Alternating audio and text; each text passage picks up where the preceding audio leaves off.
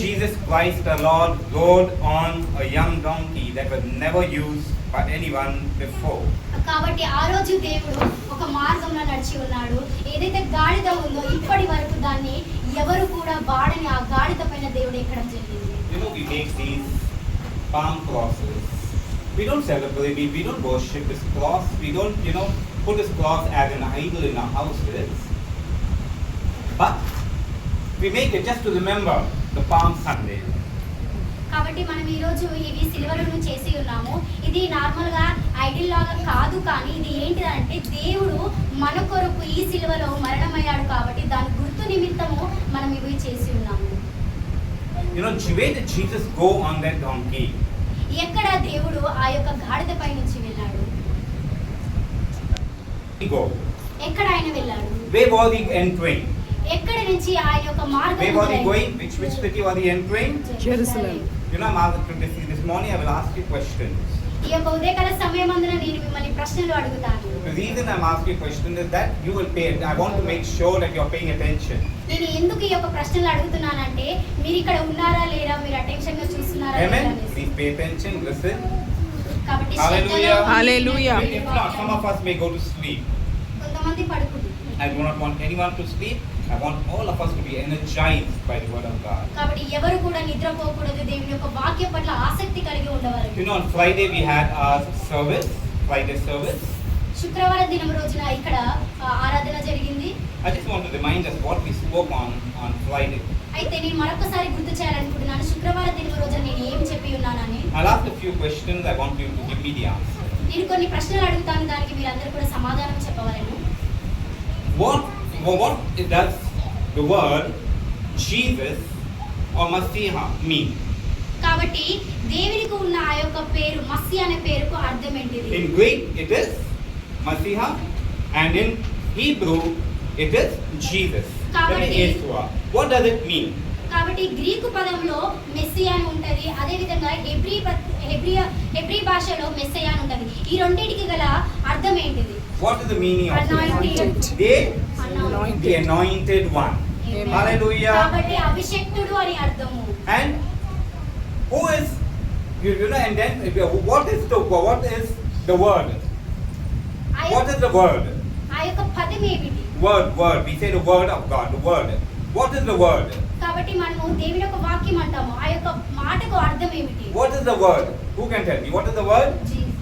The word is Jesus. Because this is what the word of God tells us in 1 John, reading from chapter 1 onwards. In the beginning was the Word. And the word was With God. And the word was God. with God. And the word was God. Amen. And that word put on flesh and came into this world. Amen. Which word put on flesh and came into this world? What's his name? Jesus. Shout it out loud. What's his name? Jesus. And that word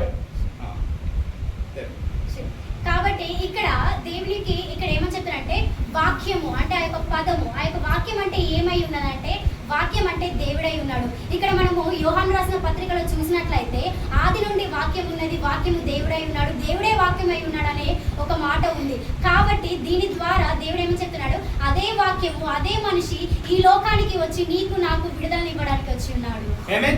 And that word. What is the word? Jesus. What is the word? Jesus. What is the meaning of Jesus? What is the meaning of Jesus? Anointed. The anointed one. Hallelujah. And కాబట్టి వాక్యం అంటే ఏంటిదనంటే యేసయ్య. యేసయ్య అనే పదానికి అర్థం ఏంటిదంటే అభిషేక్తుడు.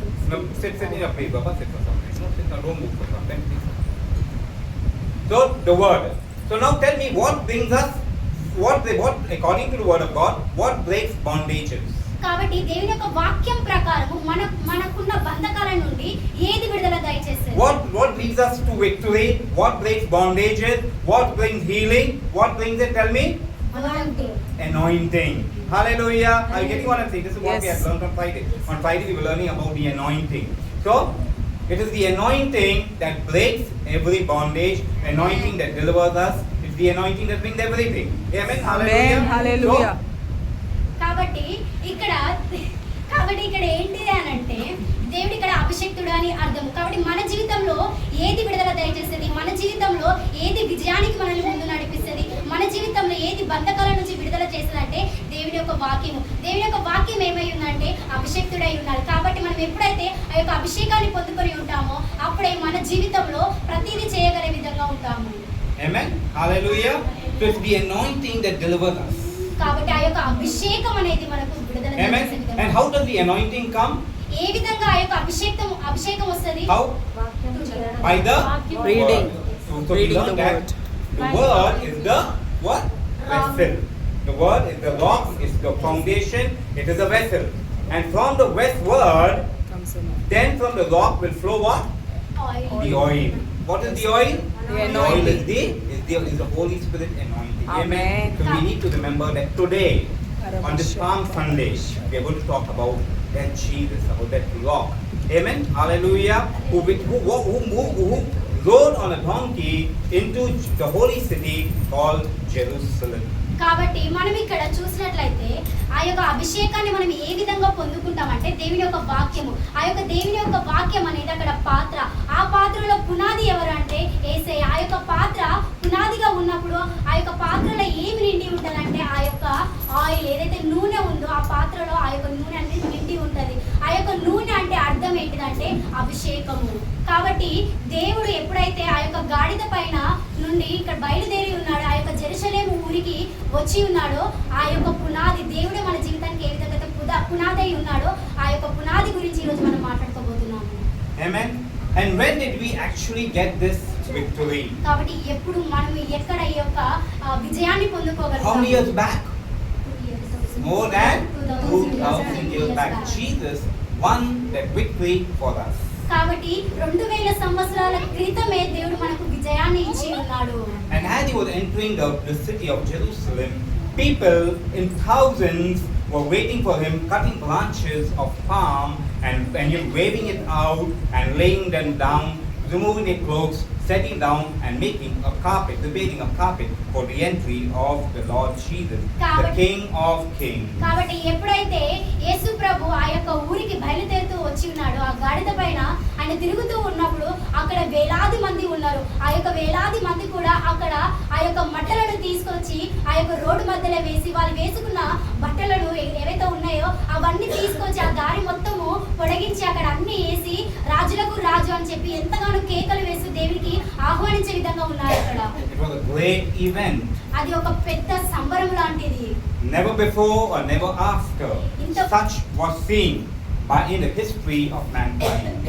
కాబట్టి చరిత్రలో చూసినట్టే ఏ మనిషి కూడా అలాంటి సంబరాన్ని ఇప్పటికి ఎప్పుడు కూడా చూడలేని సంబరం అది. Today we will look at the significance of a palm that was used on the glorious day of Jesus' grand entry into the holy city. కాబట్టి ఈ యొక్క మట్టలకు ఉన్న ప్రత్యేకత ఏంటిదో మనము చూద్దాము. ఆ యొక్క దేవుడు ఆ యొక్క గాడిదపై నుంచి ఆ యొక్క యెరూషలేములోకి వచ్చేటప్పుడు అక్కడ ఉన్న ప్రజలు ఎందుకు ఈ మట్టలను కట్ చేసి దేవుని దగ్గర అక్కడ పరిచి ఉన్నారు అనేది మనం తెలుసుకుందాము. In the Bible we see that the palm represents victory. కాబట్టి మనం వాక్యం ప్రకారం చూసినట్లయితే ఈ మట్టలకు ప్రత్యేకత ఏంటిదంటే విజయానికి సూచన. The Bible first shows us this connection with the feast of the tabernacles, which is shown, which we read in Leviticus chapter 23 and verse 40. Chapter 23 and verse 40. మొదటి దినమున మీరు దబ్బ పండ్లను, ఈత మట్టలను, గొంజి చెట్ల కొమ్మలను, కాలువ యొద్ద నుండి నిరవంజి చెట్లను పట్టుకొని 7 దినములు మీ దేవుడైన యెహోవా సన్నిధిని ఉత్సాహించుచుండవలెను. Amen. So they were told to use palm leaves as a sign of victory. కాబట్టి మొదటిగానే మనకి ఇక్కడ చెప్పబడింది ఆ యొక్క ఈత మట్టలను అనేది మనము ఇక్కడ వాడాలని. దాని యొక్క సూచన ఏంటిది అని అంటే విజయానికి సూచన. Amen. And when they held the palm in their hand, they rejoiced. కాబట్టి ఎప్పుడైతే మన యొక్క చేతిలో ఆ యొక్క మట్టలు ఉంటాయో దానికి అర్థం ఏంటంటే మనము ఎంతో సంతోషంగా ఉండాలి అని They were చూపిస్తుంది. told that on the first day they were to give a certain material and a palm, and they were told to rejoice. అయితే కొన్ని మెటీరియల్స్ చూసినట్లయితే మనము దీని అర్థం ఏంటిదంటే మనం దాన్ని బట్టి మనము ఎంతగానో సంతోషించాలి, దాని యొక్క సూచన, దానికి లక్ష్యం అని చెప్పబడింది. Amen. There's so much for us to learn from the word of God. కాబట్టి దేవుని యొక్క వాక్యాన్ని బట్టి మనం ఎంతగానో నేర్చుకునేది ఉంది. Amen. The Bible is telling us they were told to rejoice. That means we need to make a choice to rejoice. కాబట్టి దేవుని యొక్క వాక్యం ఏమని సెలవిస్తున్నారంటే సంతోషించండి, ఉత్సాహించుడు అని చెప్పేసి చెప్తుంది. కాబట్టి ఆ యొక్క నిర్ణయం అనేది మన చేతిలోనే ఉంది. Amen. Can we make decisions to rejoice? మనము సంతోషంగా ఉండడానికి మనము నిర్ణయం తీసుకుంటామా? Yes, we can.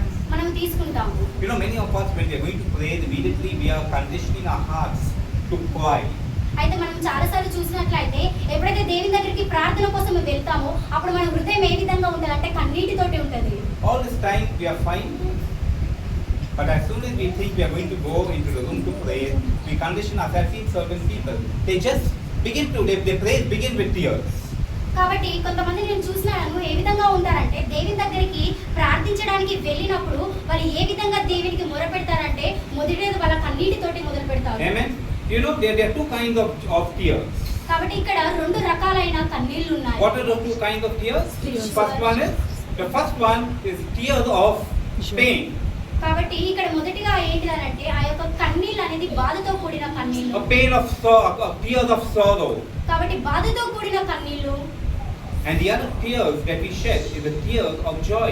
ఇంకొన్ని కన్నీళ్ళు ఏ విధంగా ఉంటాయంటే ఆనంద బాష్పాలు. Amen. Amen. So, you know, many of us, what we do, we condition our hearts to cry and to take our petitions to God in a heart of sorrow, in a heart of crying.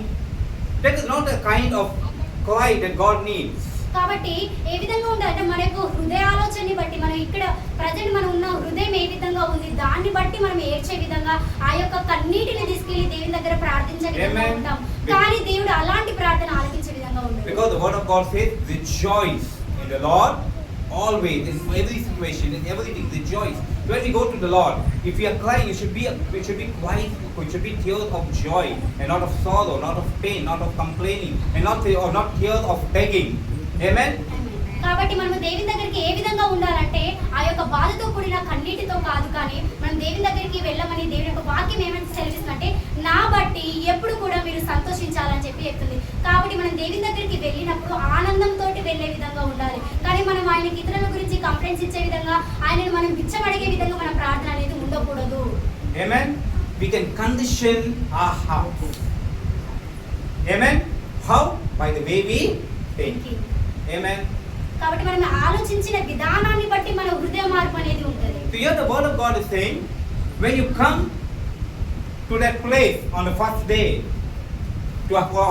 of this feast, come rejoicing. That means you should condition your heart to rejoice. That means we can make a choice to rejoice. కాబట్టి మనం దేవుని దగ్గరికి ఏ విధంగా రావాలి, ఒక ప్రదేశానికి ఏ విధంగా వెళ్ళాలంటే సంతోషభరితమైన ఆయన దగ్గరికి వెళ్ళే విధంగా ఉండాలి. So actually God commanded the Israelites to rejoice.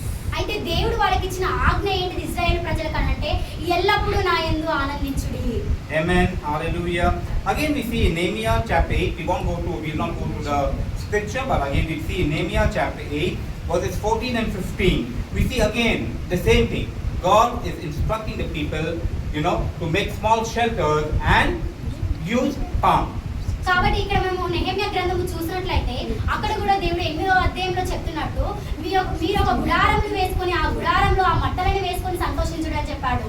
And this was done to commemorate or to remember the way God brought the Israelites out of the bondage. కాబట్టి దీని యొక్క అర్థం ఏంటంటే దేవుడు ఏ విధంగా ఇశ్రాయేలు ప్రజలను ఆ యొక్క బంధకాల నుంచి విడిపించాడో దాని నిమిత్తము సూచనగా దేవుడు ఆ విధంగా గుడారంలో వేసుకొని అందులో మట్టలు వేసుకోమని చెప్పాడు. Amen. How God gave them victory. కాబట్టి దేవుడు మనకు విజయాన్ని ఇచ్చి ఉన్నాడు. Looking into the old history, of ancient history, we learn that waving palm branches is a sign of celebrating, a sign of celebration when kings actually got victory. కాబట్టి మనం ఇక్కడ చూసినట్లయితే మనం పాత నిబంధనలో చరిత్రలోకి వెళ్ళి చూసినట్లయితే ఆ యొక్క మట్టలను తీసుకొని ఎందుకు వాళ్ళు సంతోషంగా ఊపేవాళ్ళనంటే ఒక రాజు విజయాన్ని పొంది ఉన్నప్పుడు. So today when we look at the palm, ఈ రోజు మన యొక్క మట్టలను or when చూసినట్లయితే we talk about Palm Sunday, ఈ రోజు మనం ఎందుకు ఈ యొక్క మట్టల ఆదివారం గురించి మాట్లాడుతున్నాం? what comes to our mind? మట్టల ఆదివారం అనగానే మన యొక్క మైండ్ లోకి వచ్చే ఒక మాట what comes to our mind? What comes to your mind?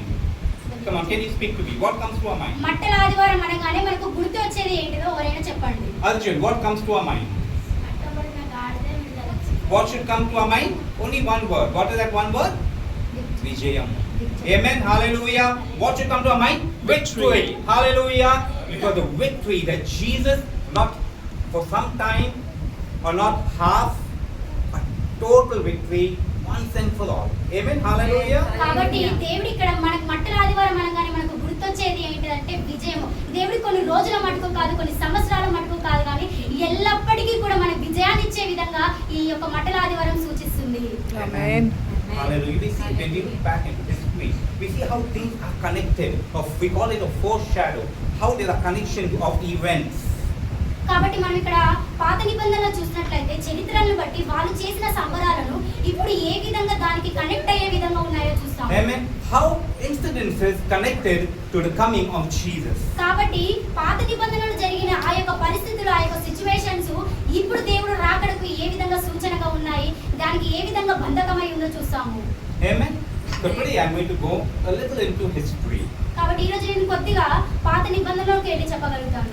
I'm not about through the Bible, but about history. కాబట్టి నేను ఇక్కడ బైబిల్లో ఉన్న దాని గురించి కాదు, కానీ చరిత్రల గురించి కొంచెం మాట్లాడాలని. History that is connecting కాబట్టి to the Bible. కాబట్టి చరిత్ర అనేది మన యొక్క బైబిల్ కి కనెక్ట్ అయ్యే విధంగా ఉంది. It is one very interesting piece of history which relates palm to victory and palm of to Jesus. కాబట్టి మనం ఇక్కడ చరిత్రలో చూసినట్లయితే ఆ యొక్క శాంతి అనేది ఈ యొక్క పామ్స్ అంటే ఈ యొక్క పామ్స్ కి ఏ విధంగా కనెక్ట్ అయి ఉంది అని చెప్పు. There was a revolt. Revolt means a fight against, we can call it a civil war, or revolt means to fight against. So there was a revolt called the Maccabean Revolt, which was in 167 to 160 roughly BC. A revolt, a fight.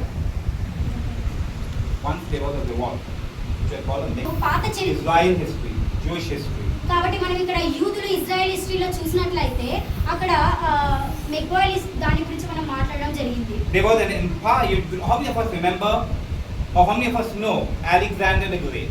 మీలో ఎంతమందికి Alexander the Great. How many of us know him? Just put your hands up if you know that. Amen. We know Alexander the Great. He wanted to conquer how much of the world? Asia. All. How much of the world did King Alexander? He was an emperor. How much of the world did Emperor Alexander want to conquer? The whole world. He had an ambition. He had a dream. He wanted to conquer the whole world. కాబట్టి ఇక్కడ Alexander అంటే ఆయన ఏ విధంగా ఉన్నాడంటే ఈ యొక్క లోకం అంతా కూడా చుట్టి ఉండాలి అనేసి. Amen. He wanted to be the emperor, the ruler of the entire world. అయితే తను ఏ విధంగా అనుకున్నాడంటే ఈ లోకం అంతటికి కూడా ఆయన ఒక రూలర్ గా ఉండాలనుకున్నాడు. Amen. And which country did he come from? ఏది అందులోకి మొదటిగా వచ్చిన రాష్ట్రము Which country, Ashwin? Which country did King Alexander come from? He was from Greece. He was a Greek ruler. కాబట్టి ఇక్కడ అలెగ్జాండర్ ఏ యొక్క దేశం నుంచి వచ్చి ఉన్నాడంటే గ్రీకు దేశంకి చెందిన వ్యక్తి. But he failed. కానీ అక్కడ ఆయన విఫలమయ్యాడు. But one of his commanders, he took over.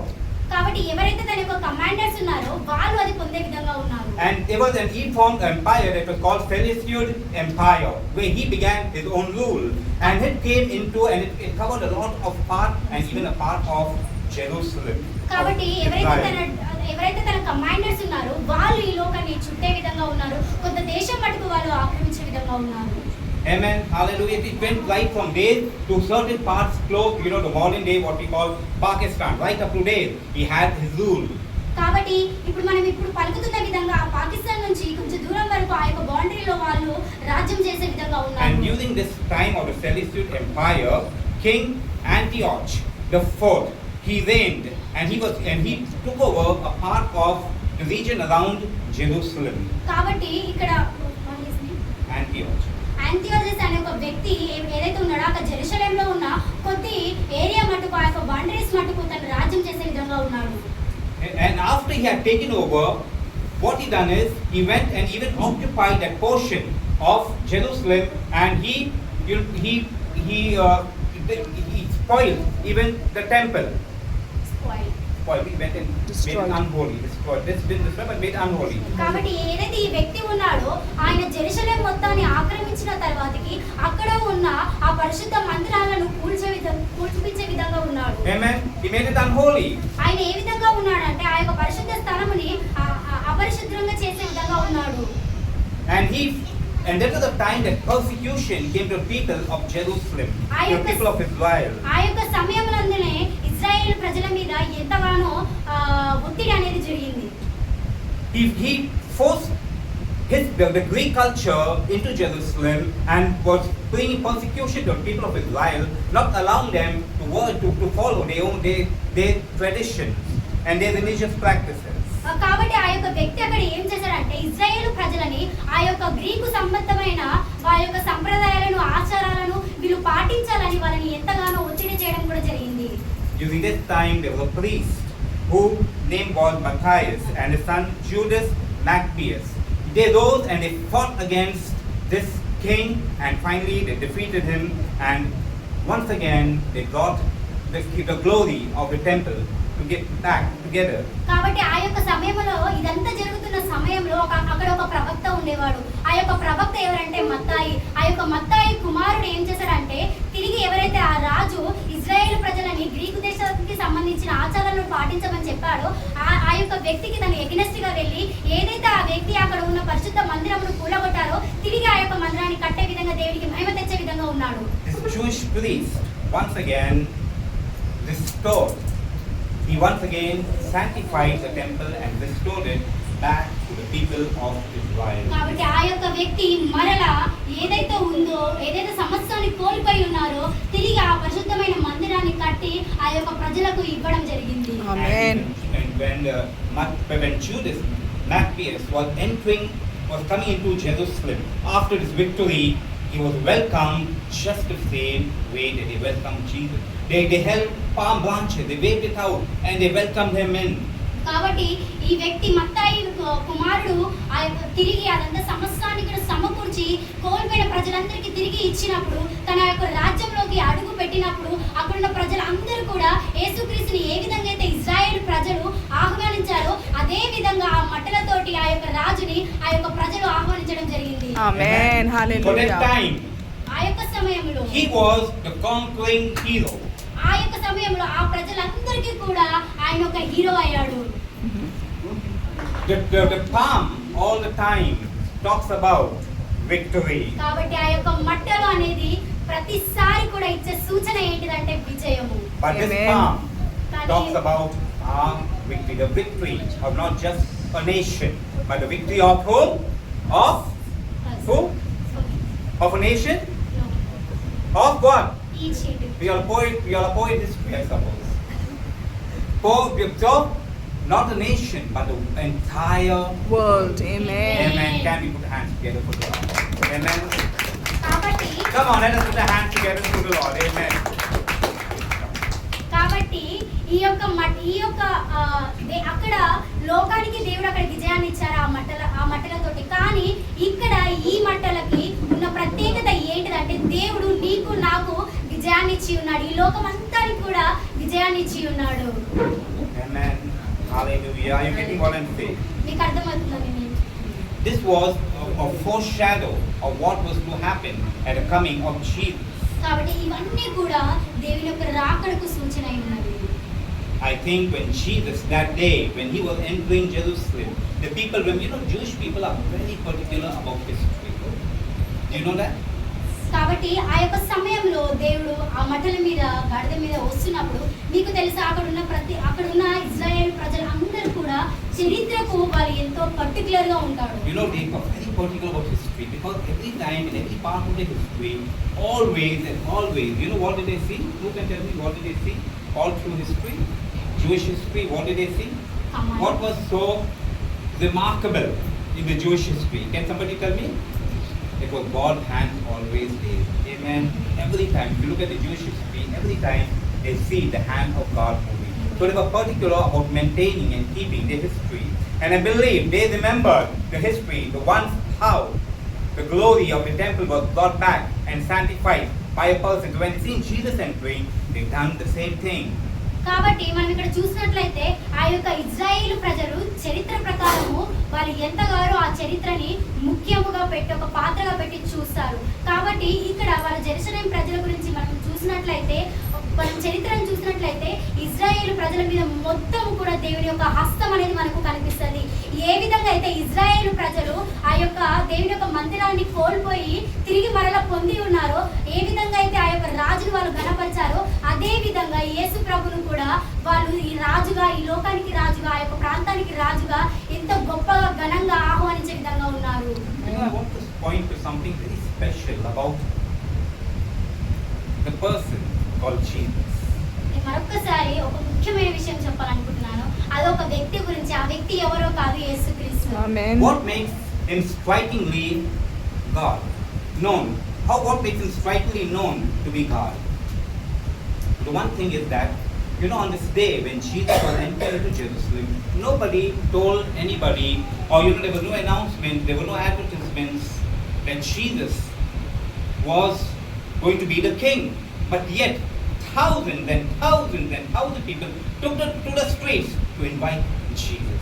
కాబట్టి మనం ఇక్కడ చూసినట్టయితే దేవుడు ఒక రాజుగా రాబోతున్నాడు అని చెప్పేసి ఆయన అందరికీ ఒక అనౌన్స్మెంట్ ఇవ్వలేదు. కానీ ప్రతి ఒక్కరు కూడా ఆయన వస్తున్నప్పుడు ఆ యొక్క దేశం అంతా కూడా, ఆ యొక్క యెరూషలేం ప్రాంతం అంతా కూడా ప్రతి వీధి నుండి ప్రతి ఒక్కరు కూడా వచ్చి ఆయనను ఆహ్వానించే విధంగా, ఆయనను బట్టి కేకలేసే విధంగా ఉన్నారు. Amen. Are you able to follow what I'm saying? It was a spiritual matter. అది ఏంటిదంటే అక్కడ ఆత్మీయ సంబంధమైన విషయము. Just imagine, nobody told anybody anything. When Jesus was entering on that donkey, thousands and thousands of people, they came, they took branches, they cut it, they put it down, they put their cloaks, and they gave him a warm welcome. ఒక్కసారి ఊహించుకోండి, దేవుడు అక్కడ ఎవరికి ఏ విషయము చెప్పకుండా normal గా ఆయన యొక్క గాడిదపై వస్తున్నప్పుడు ఎంతో వేలాది మంది అక్కడికి వచ్చి ఆ యొక్క మట్టలను అక్కడ కట్ చేసి దేవునికి ఆ దారి మధ్యలో వేస్తూ, ఆ వాళ్ళ యొక్క చీరలు, వాళ్ళ యొక్క డ్రెస్సులు అన్ని కింద పరుస్తూ ఆయనకు గొప్పగా ఘనంగా ఆహ్వానిస్తున్నారు. Amen. You know, actually, if you look down into the street, you know, Jewish things, everything has a significance. You know, the cloak actually has a significance. It is not just simply for God. One day when we have time, we can talk about these things. So when they remove the cloak, it was just not removing a piece of their garment, but it had a significant meaning. కాబట్టి మనం ఇక్కడ చూసినట్లయితే Israel ప్రజలను చూసినట్లయితే వాళ్ళు చేస్తున్న ప్రతి పనికి ఒక సూచన ఉంటుంది. అయితే ఇక్కడ బట్టలు తీసి అక్కడ దేవునికి వేసారంటే వాళ్ళు ఊరికనే నార్మల్గా వేయలేదు, కానీ ఆ యొక్క బట్టలు ఇక్కడ ఒక సూచన ఉంది. ఏదో ఒక రోజు నాకు సమయం దొరికినప్పుడు దాని గురించి కూడా నేను మీకు పంచుతాను. So Jesus here, by the way the people welcomed him, it showed that he had a divine personality. He wasn't just a man. అయితే వాళ్ళక్కడ దేవుని ఆహ్వానిస్తున్నప్పుడు దేవుని ఒక మామూలు వ్యక్తిగా, ఒక శరీరధారిగా అక్కడ ఆయనను ట్రీట్ చేయలేదు, కానీ ఒక గొప్ప వ్యక్తిగా, ఒక దేవుడిలాగా ఆయన అక్కడ ఆహ్వానించడం జరిగింది. So they were welcoming him with waving branches, put them on the ground and forming a carpet and welcoming the conquering hero. కాబట్టి అప్పుడు దేవుడు గాడిదపై వస్తున్నప్పుడు అక్కడున్న వేలాది మంది కూడా ఆ యొక్క మట్టలను కట్ చేసి ఆ రోడ్డు మొత్తము వేసి వాళ్ళ బట్టలు అన్ని కూడా ఆ రోడ్డు పైన పరిచి దేవుని ఎంతో గొప్పగా ఆహ్వానించారంటే అక్కడున్న వాళ్ళందరూ కూడా ఆ యొక్క క్షణాన దేవుని ఒక హీరో లాగా భావించారు. Amen. Hallelujah. They were welcoming him because they knew that he was going to set them free. ఎందుకు ఇవి అన్ని చేశారు వాళ్ళంటే వాళ్ళకు ఒక మాట తెలుసు. ఏంటిదంటే సమస్యము నుండి దేవుడు వాళ్ళకు విడుదల దయచేసి వాళ్ళకు నెమ్మది ఇవ్వబోతున్నాడని. And this entry of Jesus is often called the triumphal entry of victory. We read this in the book of Matthew chapter 21, we read it in the book of Mark 11, we read it in Luke 19, we read it in John 12. కాబట్టి ఇక్కడ మత్తయి సువార్త, mark సువార్త, లూకా సువార్త, యోహాను సువార్త, ఇవన్నీ సువార్తలలో కూడా మనం చూసినట్లయితే దేవుడు ఎంత నిమిత్తం ఈ లోకానికి వచ్చి ఉన్నాడు, ఆయన ఇవ్వబోతున్న విజయాన్ని గురించి మనకి ఇక్కడ సూచన జరుగుతుంది. We will read John 12 to 15. 12వ అధ్యాయము 12వ వచనం నుంచి మనము చదువుకుందాము. The Jesus was coming to Jerusalem, so they took branches of palm trees and went out to meet him, crying out, Hosanna! Blessed is he who comes in the name of the Lord, even the King of Israel. And Jesus found a young donkey and sat on it, just as it is written, Fear not, daughter of Zion, behold, your king is coming, sitting on a donkey's cloud. ఆమేన్. మరునాడు ఆ పండుగకు వచ్చిన బహుజన సమూహము యేసు యెరూషలేముకు వచ్చుచున్నాడని విని ఖర్జూరపు మట్టలు పట్టుకొని ఆయనను ఎదుర్కొనబోయి జయము ప్రభు పేరట వచ్చుచున్న ఇశ్రాయేలు రాజు స్తుతింపబడును గాక అని కేకలు వేసిరి. సీయోను కుమారి భయపడకుము, ఇదిగో నీ రాజు గాడిద పిల్ల మీద ఆసీనుడై వచ్చుచున్నాడు అని వ్రాయబడి ఉన్న ప్రకారము యేసు ఒక చిన్న గాడిదను కనుగొని దాని మీద కూర్చుండెను. The next day, the great crowd. What crowd? Great Great crowd. What crowd? Great Oh, crowd. A huge crowd, a magnificent crowd. The next day, the great crowd that heard. What happened? They heard. What did they hear? That Jesus was on his way to Jerusalem. కాబట్టి ఇక్కడ వాళ్ళు ఏం విన్నారు, అక్కడ ఏముందంటే ఒక గొప్ప జన సమూహం ఉంది. ఆ యొక్క గొప్ప జన సమూహం ఏం విన్నారంటే దేవుడు మన ప్రాంతానికి రాబోతున్నాడు అని విన్నారు. Amen. They heard who was coming? Jesus. Jesus. At that time, the spiritual eyes were actually open. Hallelujah. కాబట్టి అక్కడ వాళ్ళు ఏం విన్నారనంటే యేసుక్రీస్తు మన యొక్క ప్రాంతానికి వస్తున్నారని విన్నారు. దాని యొక్క అర్థం ఏంటిదంటే అక్కడ ఉన్న ప్రతి ఒక్కరికి కూడా ఆత్మీయ నేత్రములు అనేది తెరవబడ్డాయి. And they began to prepare for the coming of Jesus. కాబట్టి వాళ్ళు అక్కడ సిద్ధపడుతున్నారు, రాబోతున్న యేసుకు నేను ఏం చేయాలని. Amen. Even before Jesus came, they heard it, and their preparation began. ఎప్పుడైతే వాళ్ళు దేవుడు వస్తున్నారని విన్నారో అప్పుడు వాళ్ళకి సంబంధించిన ప్రతిదీ కూడా సిద్ధపరచుకుంటున్నారు. And the word of God is saying, they took palm branches and went out to meet him shouting. They cut palm branches and they took them out and they went out to the entrance to meet Jesus. కాబట్టి అక్కడున్న ప్రజలందరూ కూడా అక్కడికి వెళ్ళి ఖర్జూరపు మట్టలను cut చేసి వాటన్నిటిని కూడా పట్టుకొని రాబోతున్న యేసుకు ఎదురుగా వెళ్ళి ఆయనకు అక్కడ పరచడం జరిగింది. Amen. This was actually a spiritual awakening and a spiritual eye opening. అయితే ఇక్కడ ఇదంతా చూసినట్లయితే ఏంటిది అర్థం అంటే ఆత్మీయ నేత్రములు తెరవబడుట. Because you see what they shouted. మనం చూసినట్లయితే వాళ్ళు ఏ విధంగా కేకలు వేశారో చూసాము. They took palm branches and went out to meet him shouting, Hosanna. ప్రతి ఒక్కరు కూడా అక్కడ ఖర్జూరపు మట్టలను కట్ చేసి వాటిని పట్టుకొని ఆయన దగ్గరికి వెళ్ళి గట్టిగా కేకలు వేస్తున్నారు, హోసానా అని. What is the meaning of Hosanna? అక్కడ హోసానా అనే పేరుకు అర్థం ఏమిటి? What is the meaning of Hosanna? Meaning? Huh? God save. Amen. Amen. What is the meaning of Hosanna? God saves. God save. They were shouting, God save. Amen. How did they know that Jesus was God? Amen. Just before this they were saying, is he not the carpenter's son? Is he not the son of Joseph? Is he not Mary's son? Is he not the carpenter? అయితే ఇక్కడ మనం చూసినట్లయితే ప్రతి ఒక్కరు కూడా అక్కడ hosanna hosanna అని చెప్పి గట్టిగా కేకలు వేస్తున్నారు. ఇక్కడ హోసానా అనే పేరుకు అర్థం ఏమిటంటే దేవుడు నిన్ను కాపాడడానికి రాబోతున్నాడని చెప్పేసి అక్కడ ఉన్న వాళ్ళందరూ కూడా దానికి ముందే ఏమని చెప్పారంటే నువ్వు ఒక వడ్లవాడివి కదా, నువ్వు మేరీ మాతకు కుమారుడివి కదా అని చెప్పేసి అక్కడ ఆయన అడగడం కూడా జరిగింది. Amen. Not now. Earlier they had this question, but now they all in one accord. At one time they were shouting and welcoming Jesus, saying, Hosanna, that means God save. They were shouting, blessed is he who comes in the name of the Lord. Blessed is the King of Israel. కాబట్టి ఇక్కడ నువ్వు వడ్లవాడివి కదా, నువ్వు Mary కుమారుడివి కదా అని చెప్పేసి దానికంటే ముందు జరిగిన సంఘటన. కానీ ఎప్పుడైతే దేవుడు ఆ ప్రాంతానికి వచ్చి ఉన్నారో ప్రతి ఒక్కరు కూడా నువ్వు హోసన్నా హోసన్నా, నువ్వు దేవుడి కుమారుడు, నీవు మాకు విడుదలను దయచేయడానికి వచ్చి ఉన్నావు, నీవు మాకు విజయాన్ని దయచేయడానికి వచ్చి ఉన్నావు అని చెప్పేసి గట్టిగా కేకలు వేసి ఆయన్ని ఎంతగానో ఆహ్వానించారు. Amen. And Jesus rode on a donkey which was never ridden before. కాబట్టి దేవుడు ఆ యొక్క సమయంలో గాడిద పైన నడుచుకుంటూ రావడం అనేది ఇంకా ఎక్కడ కూడా ఏ చరిత్రలో కూడా చూడలేదు. No. The donkey was a fresh donkey. Yes. Nobody sat on it before. Yes. కాబట్టి ఇక్కడ మనం చూసినట్లయితే ఆ యొక్క దేవుడు ఏదైతే గాడిద పిల్ల మీద ఎక్కాడో ఆ యొక్క గాడిద పిల్లను ఇప్పుడు దేవుడు ఎక్కేంత వరకు కూడా ఎవ్వరు కూడా దాన్ని వాడలేదు, దానిపైన ఎవ్వరు కూడా కూర్చోలేదు. Many of us say, see how humble my Jesus is. He came on the donkey. అయితే చాలా మంది చెప్తారు దేవుడు ఎంత తగ్గింపు గలవాడు, ఆ యొక్క గాడిద పైన వచ్చి ఉన్నాడు అని. But do you know why he came on a donkey? మీకు తెలుసా ఎందుకు దేవుడు ఆ గాడిద పైన వచ్చి ఉన్నాడో? You know who rode on a donkey? Kings. When a ruler rode on a donkey, it meant he was Victory. not coming to wage war, he was not coming to fight, but he was Peace. coming to make peace. కాబట్టి దేవుడు ఆ యొక్క గాడిద పైన ఎందుకు వచ్చాడు, అంత మెల్లగా ఎందుకు వచ్చాడంటే దేవుడు అక్కడ యుద్ధం చేయడానికి రాలే, కానీ అక్కడున్న ప్రతి ఒక్కరికి విజయాన్ని, శాంతిని ఇవ్వడానికి వచ్చి ఉన్నాడు. Amen. If they come to war, they'll come on a horse, they'll come in a chariot. But when they rode on a donkey, it means they're coming to make peace. Amen. When Jesus came to make peace, he was not coming to fight a fleshly human war.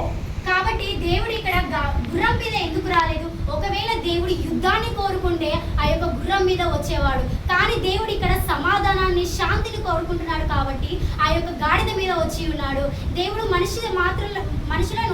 మనుషులతో యుద్ధం చేయడానికి ఎప్పటికీ గుర్రం పైన రాలేడు. Amen. Shortly after that, దాని తర్వాత కొన్ని దినముల తర్వాత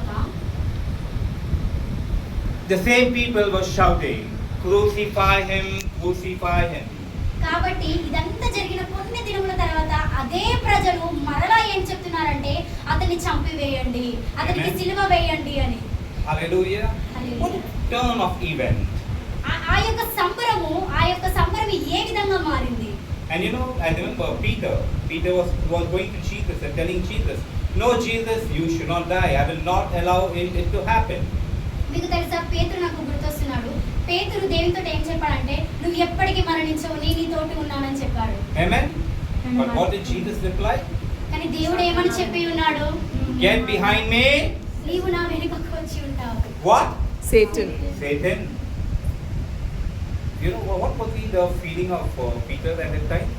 He loved Jesus so much. He was always with Jesus, and now Jesus is calling him Satan. You think he felt sad? But you know, actually, Jesus was looking at something much beyond that. Jesus knew, the devil always was all the time trying to stop this persecution of Jesus. కాబట్టి మనం ఇక్కడ చూసినట్లయితే పేతురు ఏమని చెప్పి ఉన్నాడంటే, నీ దగ్గరికి మరణము రాకుండా నేను చూసుకుంటానని చెప్పాడు.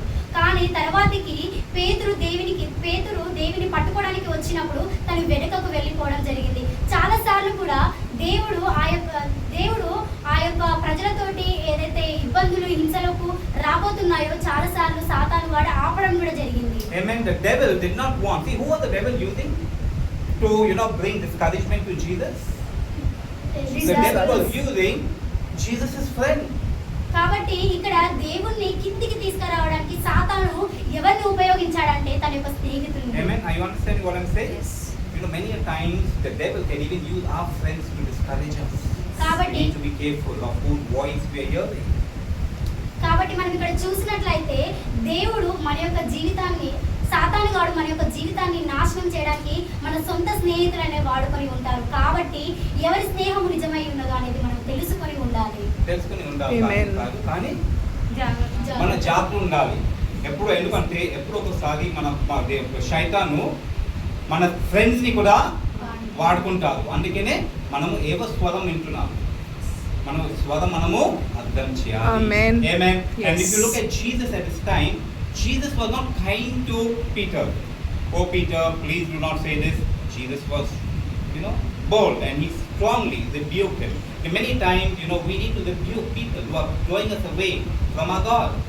కాబట్టి మనం ఇక్కడ చూసినట్లయితే పేతురు దేవుడిని చాలాసార్లు అడిగాడు, నువ్వు అలా మాట్లాడకు, నువ్వు చనిపోతావు అనేసి, నేనున్నానని చెప్పి. కానీ దేవుడు అక్కడ పేతుర్ని గద్దించడం కూడా మనం చూసి ఉంటాము. Amen. Because Jesus came for to save the whole world. కాబట్టి దేవుడు ఇక్కడ లోకానికి ఎందుకు వచ్చి ఉన్నాడంటే ఈ లోకాన్ని రక్షించడానికి. Amen. If he did not go on that cross, ఒకవేళ దేవుడు ఆ యొక్క శిలువ వైపు వెళ్ళకపోతే we would not have received the benefits of the cross. కాబట్టి ఆ యొక్క శిలువ దగ్గర నుంచి వచ్చే ఆ లాభాలను మనం పొందుకోలేము. Amen. Hallelujah. Are you getting it? Yeah. Yes. This was the purpose that Jesus came. కాబట్టి ఈ యొక్క ప్రణాళిక ప్రకారం, ఈ యొక్క పర్పస్ ప్రకారమే దేవుడి లోకానికి వచ్చి ఉన్నాడు.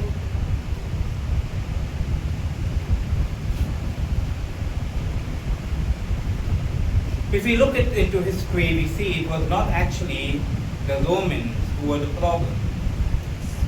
wasn't the Roman people who were the problem. The people of the Israel people, the Jewish people, they were thinking in their own fleshly manner, they were thinking that Jesus came to be the king of Israel to save them from the Roman Empire. But it wasn't actually really spiritually, in a spiritual sense, the Romans who was the problem. అయితే మనం ఇక్కడ చూసినట్లయితే ఇక్కడ రోమీయులు అదేవిధంగా గ్రీకులు హెబ్రీలు వీళ్ళందరూ కూడా దేవుడు వస్తున్నాడు అని అంటే దేవుని దగ్గర నుంచి పంపబడిన కుమారుడిగా ఆయనని అనుకోలేదు. ఒక శరీరధారి వచ్చిన ఒక మనిషిలాగానే అక్కడ దేవుని చూడడం జరిగింది. Amen? Are you getting what I'm saying? Are you able to understand? So the Romans were not the problem. Sin was the problem. అయితే అక్కడ రోమీయులు అక్కడ వాళ్ళు ఒక ప్రాబ్లం గా లేరు, కానీ వాళ్ళు చేసిన పాపం అనేది ఒక ప్రాబ్లం గా. Amen. So Jesus came to deal with the problem. అయితే దేవుడు ఇక్కడ ఆ యొక్క పాపం తోటి డీల్ చేయడానికి వచ్చాడు. The problem called sin. ఆ యొక్క ప్రాబ్లం ఏంటిది అని అంటే ఆ యొక్క పాపము. You tell me, when were the times that the people of God were in problems? ఎప్పుడు దేవుని బిడ్డలు ప్రాబ్లం లోకి వెళ్తారు? When were they in problems? You look down into history. When were they in problems? Who can tell me this? When? Whenever they went against God, whenever they did not follow the command of God, whenever they were disobedient, they were oppressed.